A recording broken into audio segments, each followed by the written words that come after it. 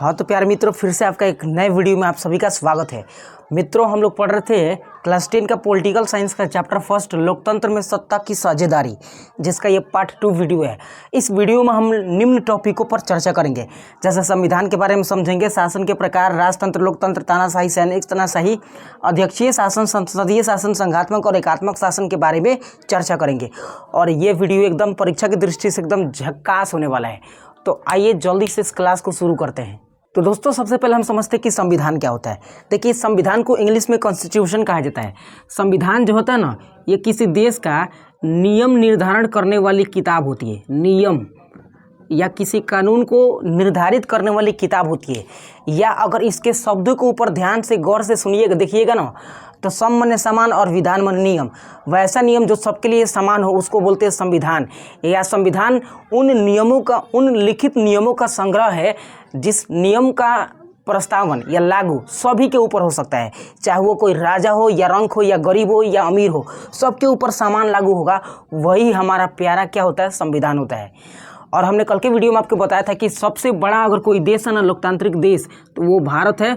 और भारत के पास अपना लिखित संविधान है जो सबसे क्या है, बड़ा है। भारत के पास अपना क्या है, एक लिखित संविधान है जो सभी देशों से बड़ा है।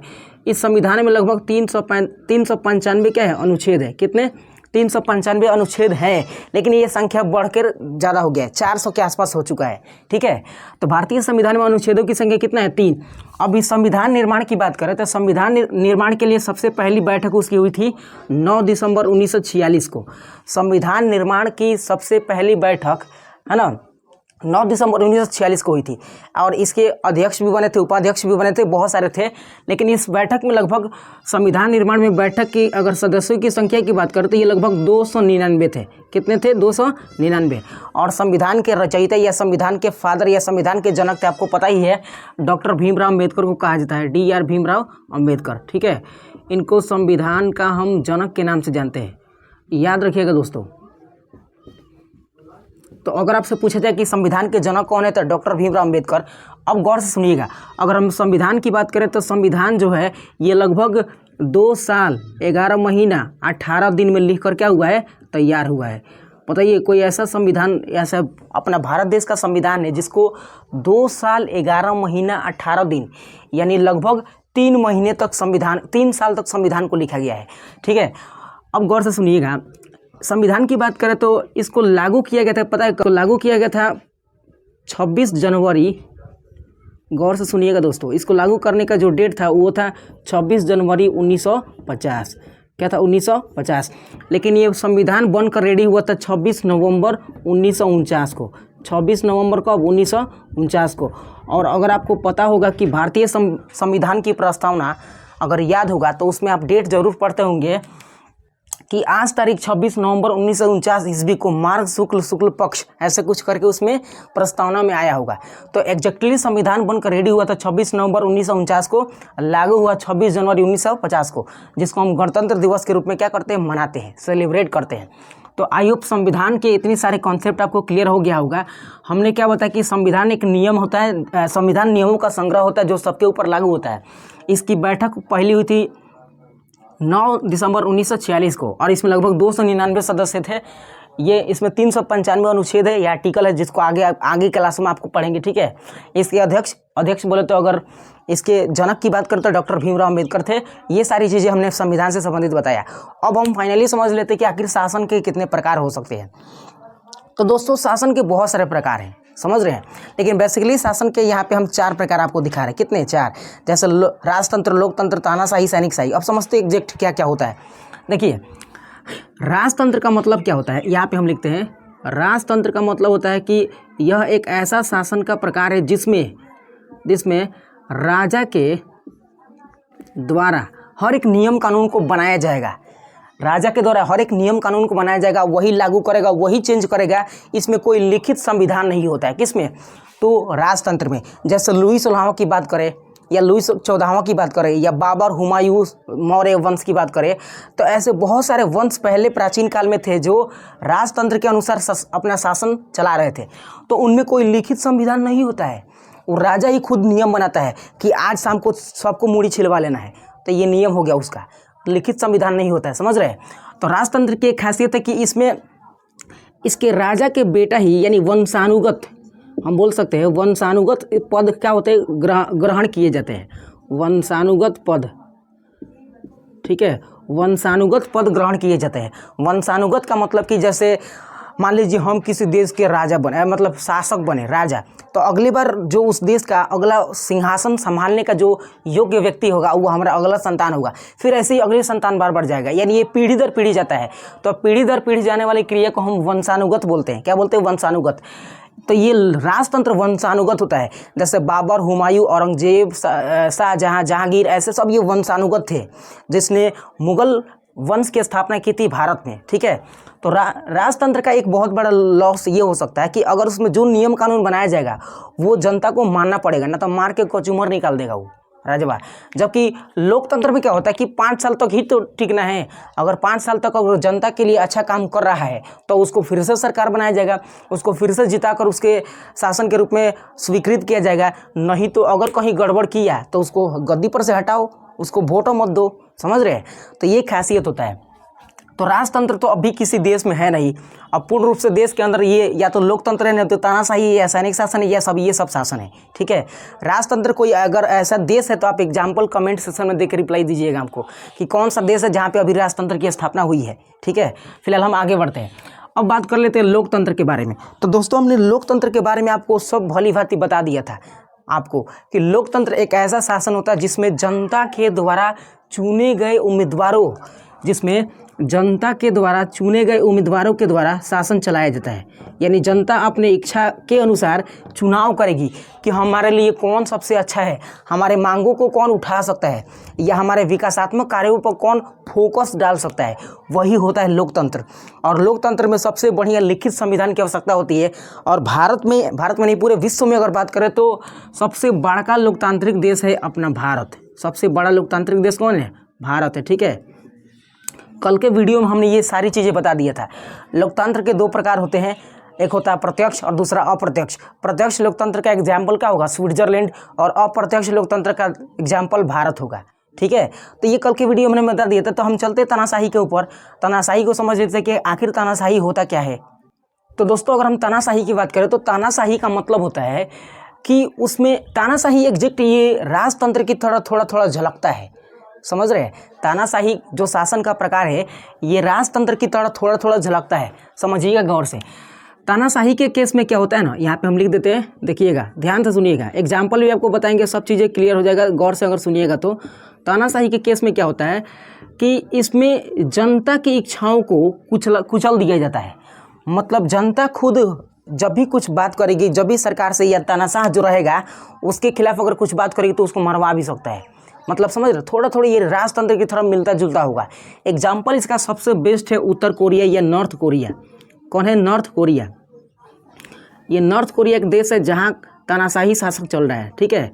जहाँ क्या, कौन सा शासन चल रहा है? तानाशाही, नॉर्थ कोरिया। और यहाँ का तानाशाह है किंग जोंग उन। उसका नाम क्या है? King Jong Un. मतलब बड़ी पागल जैसा लगता है हमको, ठीक है। किंग जोंग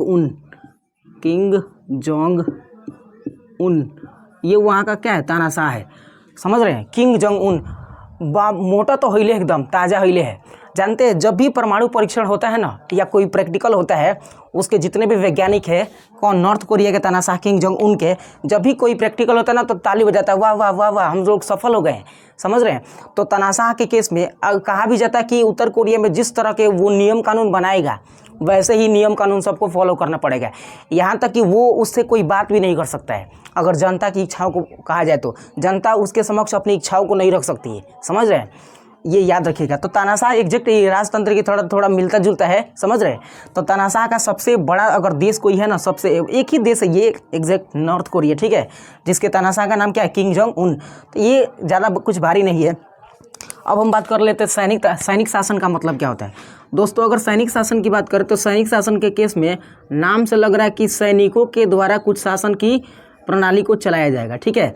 मतलब सरकार को क्या करना है क्या नहीं करना है वो सब सैनिक से पूछ कर करेंगे, समझ रहे हैं। तो अगर सैनिक से पूछ कर नहीं करेंगे तो सैनिक का तानाशाही है, सैनिक का शासन चल रहा है या सैनिक शासन चल रहा है, तो ऐसे कंडीशन में सरकार के ऊपर दबाव बना के उसको हटा देगा। समझ रहे हैं। तो सरकार को, एग्जीक्यूटिव सरकार को क्या करना है क्या नहीं करना है ये सब सैनिकों से पूछा जाता है। तो इस तरह का देश था एगो पाकिस्तान, ठीक है, क्या कौन था, पाकिस्तान था। लेकिन अभी के टाइम में सैनिक तानाशाही पाकिस्तान से क्या हो गया, खत्म हो गया है। और पाकिस्तान के प्रधानमंत्री का चुनाव भी हुआ है अभी, ठीक है।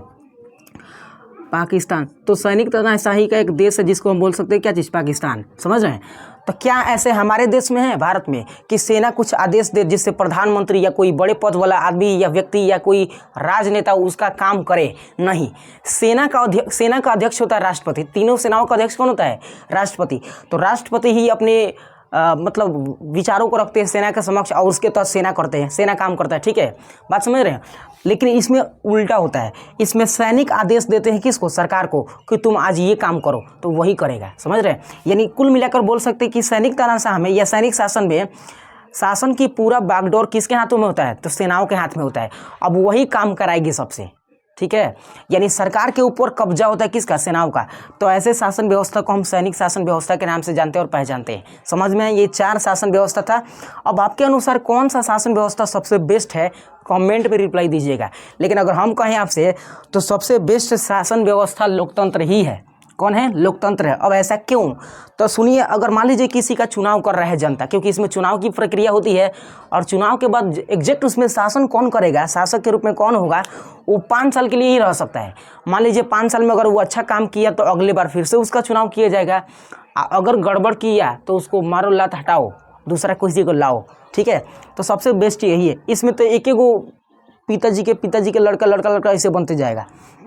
तानाशाह में कुछ ऐसा ही है, जैसे किंग जोंग उन हो गया उत्तर कोरिया का। सैनिक शासन में सेना सरकार को आदेश देगी। मतलब अगर कहीं युद्ध करना पड़ेगा ना तो सरकार से बिना पूछले दूर रहना शुरू कर देगी। यही ना हाल किसका है, पाकिस्तान का है। सरकार से जब सैनिक तानाशाही था ना या सैनिक शासन पाकिस्तान में था तब पाकिस्तान किसी भी तरीके से पूछता नहीं था। जब ना तब जम्मू कश्मीर के एरिया में बम ब्लास्ट या आतंकवादी हमले कोई ना कुछ हो जाता था, ठीक है। यानी सैनिक तानाशाही वहाँ पे थे, जिसके कारण पाकिस्तान हमेशा भारत के ऊपर चढ़ाई करके कहीं ना कहीं बम विस्फोट करते रहता था। यहाँ तक कि 1971 में बांग्लादेश जो था ना, बांग्लादेश 1971 में बांग्लादेश भारत से कब अलग हो गया, 1971 में। या बांग्लादेश का निर्माण कब हुआ था, तो 1971 में कहा जाता है, ठीक है, याद रखिएगा। तो ये सब सैनिक तानाशाही उस समय थी जिस वजह से 1971 में बांग्लादेश का क्या हुआ, निर्माण हुआ। लगभग 93 से 94 हज़ार सेना को सरेंडर करना पड़ा। भारतीय और पाकिस्तान और जब बांग्लादेश के बीच युद्ध हुआ था तो इस युद्ध में भारत ने प्रत्यक्ष रूप से भाग लिया था, समझ रहे हैं। तो ये एग्जैक्ट याद रखिएगा कि सैनिक तानाशाही में सेना कब्जा करते किसके ऊपर, सरकार के ऊपर, ठीक है। आगे देखिए, अब लोकतंत्र की बात करते हैं। लोकतंत्र के अनुसार 4 और शासन के प्रकार होते हैं, यानी ये चारों के चारों लोकतंत्र में ही रखा जाता है। अब गौर से सुनिएगा दोस्तों, लोकतंत्र के अनुसार शासन के और भी 4 प्रकार होते हैं, जैसे अध्यक्षीय शासन। अध्यक्षीय शासन में शासन का जो कमांड होता है या शासन का जो बागडोर होता है या उसका जो लगाम होता है, ये राष्ट्रपति के हाथ में होता है। किसके हाथ में होता है, राष्ट्रपति के हाथ में होता है। यानी इस शासन व्यवस्था में राष्ट्रपति सबसे प्रमुख होते हैं। क्या होते हैं, राष्ट्रपति सबसे प्रमुख होते हैं। यानी हम बोल सकते हैं अध्यक्षीय शासन व्यवस्था में राष्ट्रपति क्या होते हैं, सबसे प्रमुख होते हैं, ठीक है।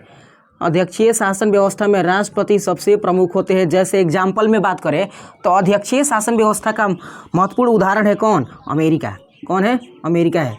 क्योंकि अमेरिका के अभी के टाइम में राष्ट्रपति कौन है, इसके पहले अमेरिका के राष्ट्रपति थे कौन, तो जो बाइडेन। लेकिन जो बाइडेन हार गए, जिस वजह से अगले राष्ट्रपति कौन बने, तो जो बाइडेन के साथ उपराष्ट्रपति के पद पे डोनाल्ड ट्रंप थे। जो बाइडेन नहीं थे। इसके पहले अभी के टाइम में कौन है, जो बाइडेन है। लेकिन इसके पहले डोनाल्ड ट्रंप थे और डोनाल्ड ट्रंप के साथ उपराष्ट्रपति के पद पे कौन थे, जो बाइडेन। तो जब डोनाल्ड ट्रंप जब हार गए ना, अमेरिका के राष्ट्रपति डोनाल्ड ट्रंप जब हार गए, तो डोनाल्ड ट्रंप के हारने के बाद अगला जो प्रधान राष्ट्रपति बने वो कौन बने, तो जो बाइडेन बने। अभी के टाइम में राष्ट्रपति कौन है अमेरिका के, तो जो बाइडेन। अब क्या हो सकता है सर इसमें डिफरेंस, जो बाइडेन, ठीक है, ये हो गया जो बाइडेन। ऐसा नामे रखता ना कि दिमाग खराब। चाइना वाला तो और ही खराब नाम रखता है। एगो छिपकल चाइना वाले का नाम रखने का अलग अंदाज ही है। एगो थरिया लेगा, थरिया लेने के बाद ऊपर फेंकेगा और ज़मीन पर गिरने के बाद उस थरिया से जो आवाज़ निकलेगा ना वही उसका नाम रख देता है। जैसे फान चू त्रिनह नाम है चाइना के, फान बोई चाऊ इन लाई, समझ रहे हैं। या अभी के टाइम में शी जिनपिंग राष्ट्रपति है, कहाँ के, चाइना के। कैसन नाम रखता है, वैसा ही ये भी है।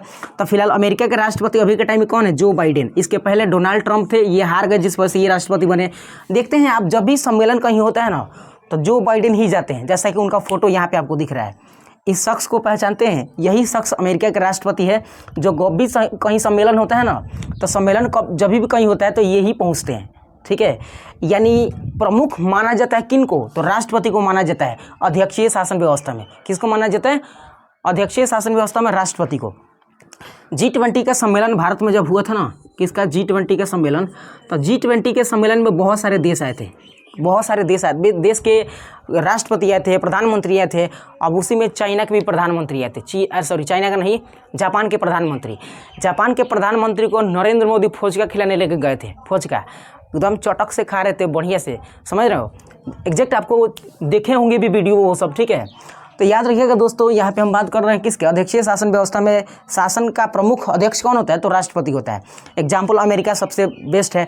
अमेरिका के अलावा भी बहुत सारे देश है, जैसे चीन भी है, चीन है ना।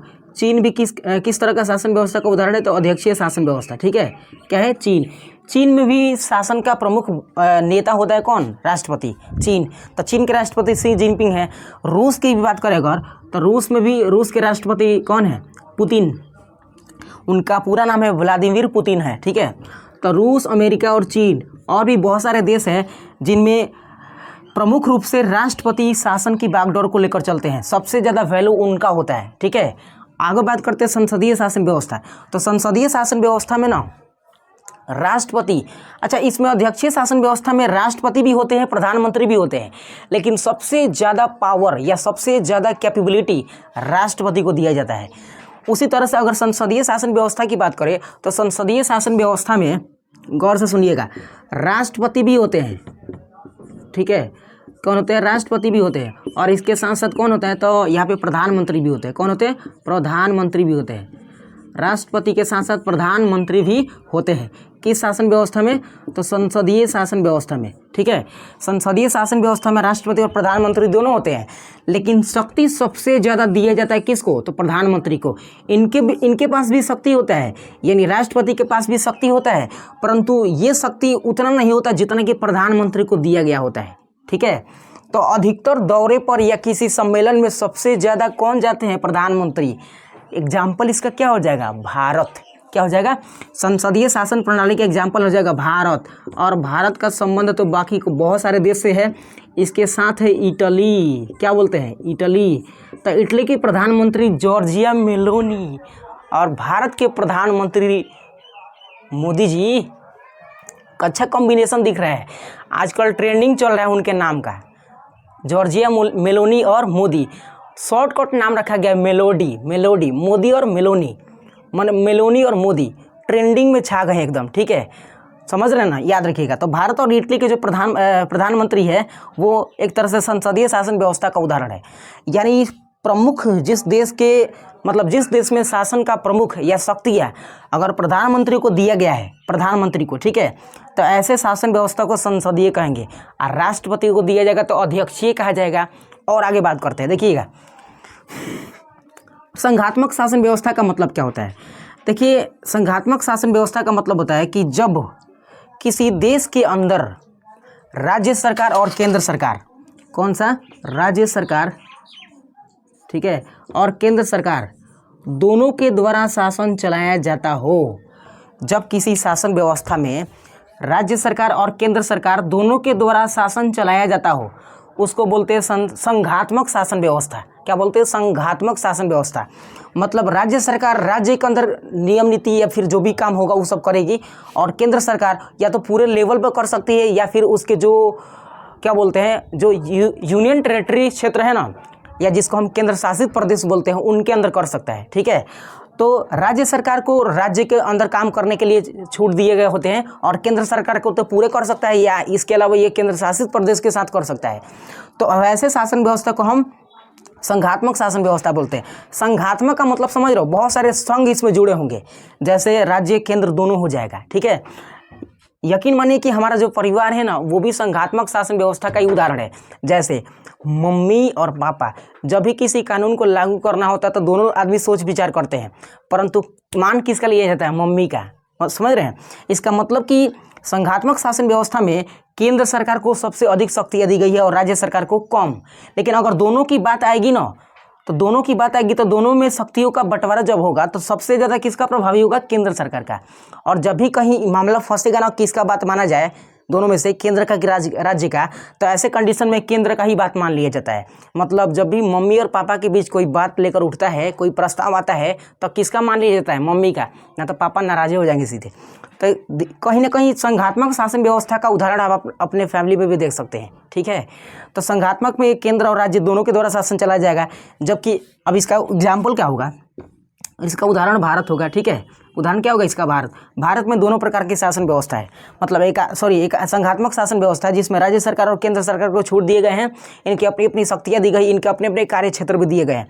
उसी तरह से अगर बात करें एकात्मक शासन व्यवस्था की, तो एकात्मक शासन व्यवस्था में केवल केंद्र सरकार होता है, राज्य सरकार होता है।